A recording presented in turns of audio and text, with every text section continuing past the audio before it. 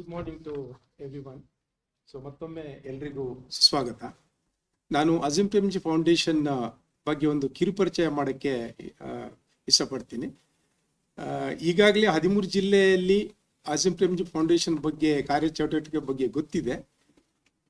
ಉಳಿದ ಜಿಲ್ಲೆಯವರಿಗೂ ಒಂದು ಇದರ ಬಗ್ಗೆ ಪರಿಚಯ ಆಗಲಿ ಅಂತ ಹೇಳ್ಕೊಂಡು ತುಂಬ ಸಂಕ್ಷಿಪ್ತವಾಗಿ ನಾನು ಹೇಳಕ್ಕೆ ಇಷ್ಟಪಡ್ತೀನಿ.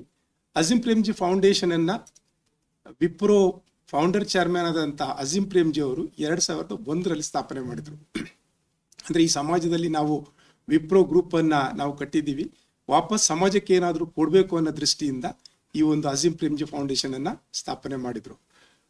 ಕರ್ನಾಟಕದಲ್ಲಿ 2001ರಿಂದಲೂ ಕರ್ನಾಟಕ ಸರ್ಕಾರ ಜೊತೆ ನಮ್ಮ ಒಂದು ಒಡಂಬಡಿಕೆ ಮುಂದುವರಿತಾ ಇದೆ.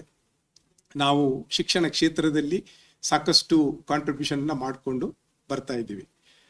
ನಮ್ಮ ಈ ಒಂದು ಫೌಂಡೇಶನ್ನ ಮೂಲ ಧ್ಯೇಯವನ್ನು ನಾವು ನೋಡೋದಾದ್ರೆ ನ್ಯಾಯಯುತ, ಸಮಾನ, ಮಾನವೀಯ ಮತ್ತು ಸುಸ್ಥಿರ ಸಮಾಜ ನಿರ್ಮಾಣ ಮಾಡಬೇಕು ಅನ್ನೋದು. ಒಳ್ಳೆ ಸಮಾಜ ಹೇಗೆ ನಿರ್ಮಾಣ ಮಾಡೋದು? ಸೊ ಮುಖ್ಯವಾಗಿ ಇದು ಶಿಕ್ಷಣವೇ ಮೂಲ ಅಂಶ. ಸೊ ಶಿಕ್ಷಣದ ಮೂಲಕ ಎಲ್ಲ ವ್ಯಕ್ತಿಗಳಲ್ಲಿ ಒಳ್ಳೆ ವ್ಯಕ್ತಿತ್ವವನ್ನು ಅಭಿವೃದ್ಧಿಪಡಿಸುವ ಮೂಲಕ ಒಳ್ಳೆ ಸಮಾಜ ನಿರ್ಮಾಣ ಮಾಡಬೇಕು ಅನ್ನೋದು. ಸೊ ಈ ನಿಟ್ಟಿನಲ್ಲಿ ಶಿಕ್ಷಣ ಕ್ಷೇತ್ರದಲ್ಲಿ ಅಜೀಂ ಪ್ರೇಮ್ಜಿ ಫೌಂಡೇಶನ್ ರಾಷ್ಟ್ರ ಮಟ್ಟದಲ್ಲಿ ತೊಡಗಿಸ್ಕೊಂಡಿದೆ. ಇಲ್ಲಿ 1-2 ಅಂಶಗಳನ್ನು ನಾನು ಹೇಳಕ್ಕೆ ಇಷ್ಟಪಡ್ತೀನಿ. ಒಂದು, ನಾವು ಸರ್ಕಾರಿ ಶಾಲೆ ಜೊತೆನೇ ಕೆಲಸ ಮಾಡ್ತಾ ಇದ್ದೀವಿ, ಏಡೆಡ್ ಅನ್ಏಡೆಡ್ ಜೊತೆ ನಾವು ಕೆಲಸ ಮಾಡ್ತಾ ಇಲ್ಲ. ನಮ್ಮ ಫೌಂಡರ್ ಚೇರ್ಮನ್ ಆದಂಥ ಪ್ರೇಮ್ಜಿ ಅವರಿಗೆ ಈ ಒಂದು ಸರ್ಕಾರಿ ವ್ಯವಸ್ಥೆ ಮೇಲೆ ಬಲವಾದ ನಂಬಿಕೆ. ಅಂದರೆ ಎಲ್ಲ ವರ್ಗದ ಮಕ್ಕಳಿಗೂ ನ್ಯಾಯ ಒದಗಿಸೋಕ್ಕೆ ಸಾಧ್ಯ ಆಗೋದು ಈ ಒಂದು ಸರ್ಕಾರಿ ವ್ಯವಸ್ಥೆಯಿಂದ ಮಾತ್ರ ಸಾಧ್ಯ ಅನ್ನೋ ನಂಬಿಕೆ.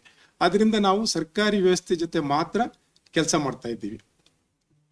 ಎರಡನೇದಾಗಿ, ನಾವು ಪ್ರಾಥಮಿಕ ಹಂತದಲ್ಲಿ ಕೆಲಸ ಮಾಡ್ತಾ ಇದ್ದೀವಿ. ಜಾಸ್ತಿ ನಮ್ಮ ಫೋಕಸ್ ಪ್ರಾಥಮಿಕ ಹಂತದಲ್ಲಿದೆ. ಯಾಕಂತ ಹೇಳಿದ್ರೆ, ಒಂದು ಈ ಫೌಂಡೇಶನಲ್ ಸ್ಟೇಜ್ ತುಂಬ ಚೆನ್ನಾಗಿ ಆದರೆ ಮುಂದಿನ ಹಂತದಲ್ಲಿ ಮಕ್ಕಳು ಚೆನ್ನಾಗಿ ಕಲಿತಾರೆ ಅಂತ. ಸೊ ಈ ನಿಟ್ಟಿನಲ್ಲಿ ನಾವು ಏನು ಆರಂಭಿಕ ಭಾಷಾಜ್ಞಾನ ಮತ್ತು ಗಣಿತ ಸಾಮರ್ಥ್ಯವನ್ನು ಹೆಚ್ಚಿಸುವಂಥ ನಿಟ್ಟಿನಲ್ಲಿ ಪ್ರಾಥಮಿಕ ಹಂತದಲ್ಲಿ ಹೆಚ್ಚಿನ ಒತ್ತನ್ನು ನಾವು ಕೊಡ್ತಾ ಇದ್ದೀವಿ. ಮೂರನೇದಾಗಿ, ನಾವು ಶಿಕ್ಷಕರ ಸಾಮರ್ಥ್ಯ ಅಭಿವೃದ್ಧಿಗೆ ರಾಷ್ಟ್ರ ವ್ಯಾಪ್ತಿಯಲ್ಲಿ ತೊಡಗಿಸ್ಕೊಂಡಿದ್ದೀವಿ. ಸಂಶೋಧನೆ ಏನು ಹೇಳುತ್ತೆ ಅಂದರೆ, ಒಂದು ಸಮರ್ಥ ಶಿಕ್ಷಕನ ಕೈಯಲ್ಲಿ ಯಾವುದೇ ಮಗುವನ್ನು ಬಿಟ್ಟರೆ ಆ ಮಗು ತುಂಬ ಚೆನ್ನಾಗಿ ಕಲಿತದೆ ಅನ್ನೋದು ಒಂದು ಸಂಶೋಧನೆ ಹೇಳುವಂಥದ್ದು. ಸೊ ಈ ನಿಟ್ಟಿನಲ್ಲಿ ನಾವು ಎಲ್ಲಿ ಕಾರ್ಯನಿರ್ವಹಿಸ್ತಾ ಇದ್ದೀವಿ ಅಲ್ಲಿ ಎಲ್ಲ ಕಡೆಯಲ್ಲಿ ಶಿಕ್ಷಕರ ಒಂದು ಸಾಮರ್ಥ್ಯ ಅಭಿವೃದ್ಧಿ ಹೆಚ್ಚಿಸುವ ನಿಟ್ಟಿನಲ್ಲಿ ಹೆಚ್ಚಿನ ಒಂದು ಒತ್ತನ್ನು ನಾವು ಕೊಡ್ತಾ ಇದ್ದೀವಿ. ಈ ಒಂದು ಅಜೀಂ ಪ್ರೇಮ್ಜಿ ಫೌಂಡೇಶನ್ ಇದು ಒಂದು ಸರ್ಕಾರೇತರ ಸಂಸ್ಥೆ. ಅಂದರೆ ಇದನ್ನು ನಾವು ಲಾಭರಹಿತ ಸಂಸ್ಥೆ ಅಂತ ಹೇಳ್ತೀವಿ. ಇದಕ್ಕೆ ಯಾವುದೇ ಮೂಲದಿಂದ ನಾವು ಹಣವನ್ನು ಸ್ವೀಕಾರ ಮಾಡೋದಿಲ್ಲ. ಇದು ಕೇವಲ ಅಜೀಂ ಪ್ರೇಮ್ಜಿ ಅವರ ಕೊಡುಗೆ ಹಣದಿಂದ ಮಾತ್ರ ಇದು ನಡೀತಾ ಇದೆ. ಅವರು ಅವರ ಪರ್ಸನಲ್ ವೈಯಕ್ತಿಕ ಶೇರ್ಸನ್ನು ಈ ಫೌಂಡೇಶನ್ನಿಗೆ ಕೊಟ್ಟಿದ್ದಾರೆ. ಇದರ ಡಿವಿಡೆಂಟಿಂದ ನಾವು ಸಂಸ್ಥೆಯನ್ನು ನಡೆಸ್ತಾ ಇದ್ದೀವಿ.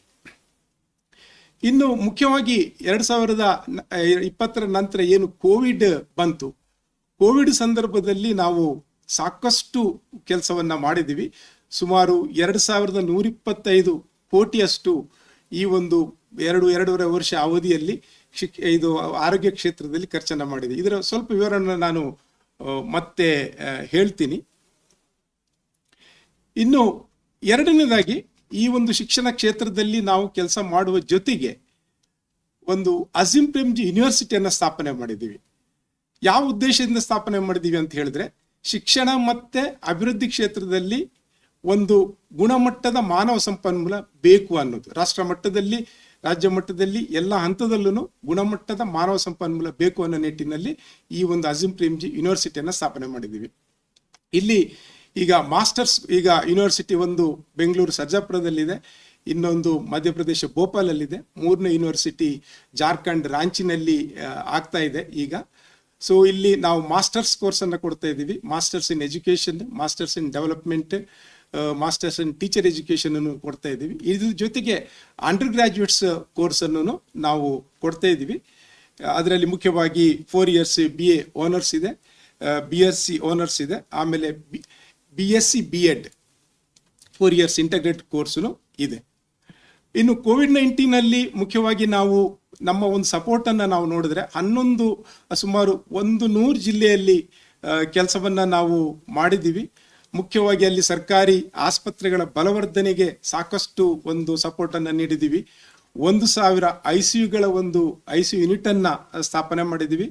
3,800 PSCಗಳಲ್ಲಿ ಲಸಿಕೆ ಕಾರ್ಯಕ್ರಮವನ್ನ ಸ್ಪೀಡ್ ಅಪ್ ಮಾಡೋಕ್ಕೋಸ್ಕರ ಮಾನವ ಸಂಪನ್ಮೂಲಗಳನ್ನ ಜಾಸ್ತಿಯಾಗಿ ಕೊಟ್ಟಿದ್ದೀವಿ.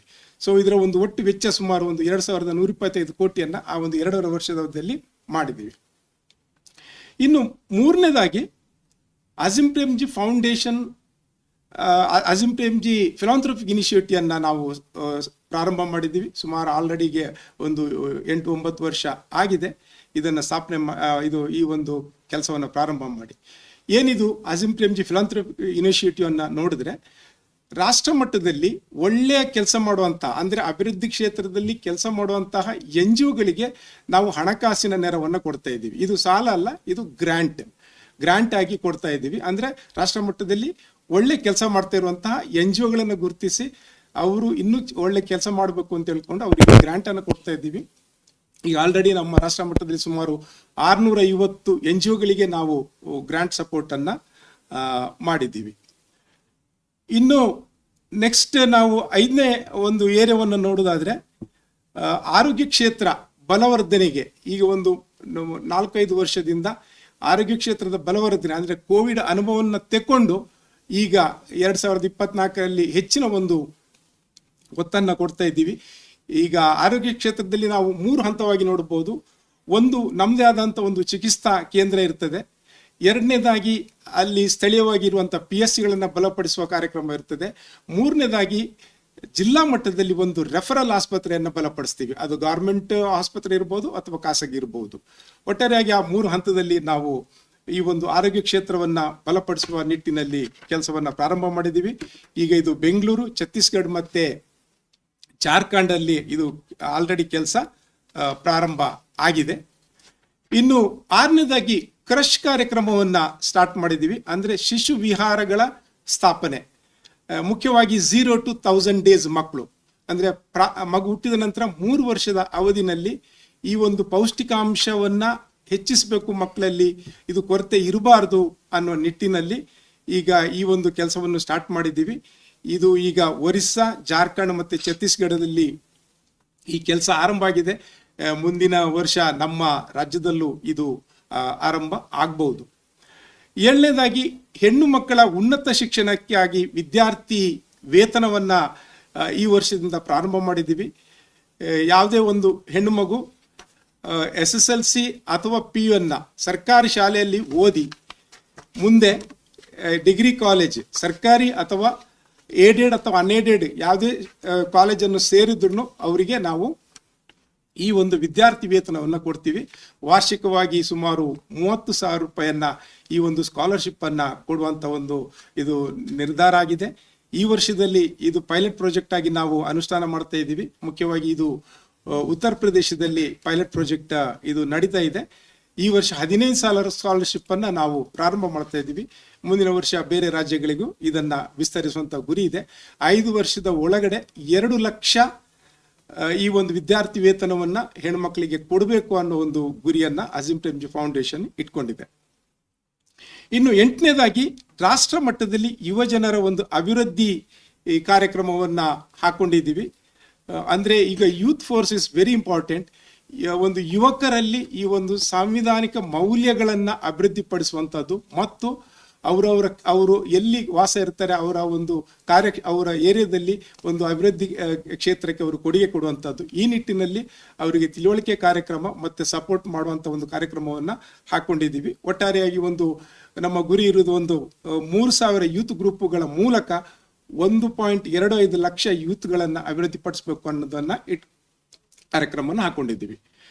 ಇನ್ನು egg program commissioner madam already ಇದ್ರ ಬಗ್ಗೆ ಹೇಳಿದ್ರು. ಇದ್ರ ಬಗ್ಗೆ ನಾನು ತುಂಬಾ ಆಳವಾಗಿ ಏನು ಹೇಳಕ್ಕೆ ಹೋಗುವುದಿಲ್ಲ.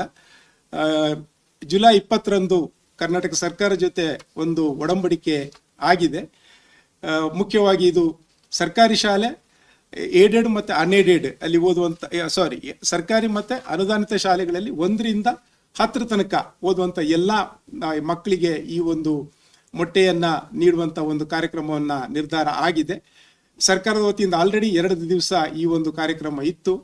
ಇದನ್ನ ಅಜಿಂ ಪ್ರೇಮ್ಜಿ ಫೌಂಡೇಶನ್ ವತಿಯಿಂದ ಇದ್ರ ಬಗ್ಗೆ ಚರ್ಚೆ ನಡೆದು, ಅಂದ್ರೆ ಮಕ್ಕಳಿಗೆ ಏನು ಪೌಷ್ಟಿಕಾಂಶ ಬಹಳ ಮುಖ್ಯ. ಈಗ ಯಾವುದೇ ಮಕ್ಕಳಲ್ಲಿ ಅಪೌಷ್ಟಿಕತೆ ಇದ್ರೆ ಮಗುವಿಗೆ ಅದು ಆರೋಗ್ಯಕ್ಕೆ ಅದು ಚೆನ್ನಾಗಿರುವುದಿಲ್ಲ, ಕಾಯಿಲೆಗಳಿಗೆ ಪದೇ ಪದೇ ತುತ್ತಾಗುತ್ತೆ. ಆದ್ರಿಂದ ಈಗ ಸಂಶೋಧನೆ ಏನ್ ಹೇಳುತ್ತೆ ಅಂದ್ರೆ ಮೊಟ್ಟೆ ಒಂದು ಕಂಪ್ಲೀಟ್ ಫುಡ್ ಆಗಿ ಇದನ್ನ ನಾವು ನೋಡ್ತಾ ಇದ್ದೀವಿ. ಆದ್ರಿಂದ 6 ದಿವಸನೂ ಮೊಟ್ಟೆ ಕೊಟ್ರೆ ಮಕ್ಕಳ ಒಂದು ಪೌಷ್ಟಿಕಾಂಶ ಇನ್ನೂ ಚೆನ್ನಾಗಾಗುತ್ತೆ. ಮಕ್ಕಳಲ್ಲಿ ಒಂದು ಏನು ಜ್ಞಾನಾರ್ಜನೆಗೆ ಇದು ಪೂರಕ ಆಗುತ್ತೆ, ದೈಹಿಕ ಬೆಳವಣಿಗೆಗೂ ಇದು ಪೂರಕ ಆಗುತ್ತೆ. ಸೊ ಈ ನಿಟ್ಟಿನಲ್ಲಿ ಅಜಿಂ ಪ್ರೇಮ್ಜಿ ಫೌಂಡೇಶನ್ ಸರ್ಕಾರ ಜೊತೆ ಈ ಒಂದು ಕಾರ್ಯಕ್ರಮ ಅನುಷ್ಠಾನಕ್ಕೆ ಕೈ ಜೋಡಿಸಿದೆ. ಒಟ್ಟು ಈ ಒಂದು ಯೋಜನೆಯಲ್ಲಿ ಒಂದು 55 ಲಕ್ಷ ಮಕ್ಕಳು ಫಲಾನುಭವಿಗಳು ಇರ್ತಾರೆ. ಸೊ ಒಟ್ಟಾರೆಯಾಗಿ ನಾವು ಈ ಒಂದು ಜಂಟಿಯಾಗಿ ಅಜಿಂ ಪ್ರೇಮ್ಜಿ ಫೌಂಡೇಶನ್ ಮತ್ತೆ ಶಿಕ್ಷಣ ಇಲಾಖೆ ನಾವು ಇದನ್ನ ಜಂಟಿಯಾಗಿ ಕೈ ಜೋಡಿಸಿ ಪರಿಣಾಮಕಾರಿಯಾಗಿ ನಾವು ಅನುಷ್ಠಾನ ಮಾಡುವ ಒಂದು ಆಶಾಭಾವನೆ ಇಟ್ಕೊಂಡಿದ್ದೀವಿ. ಸೊ ಎಲ್ರಿಗೂ ಈ ಸಂದರ್ಭದಲ್ಲಿ ನಾನು ವಂದಿಸಿ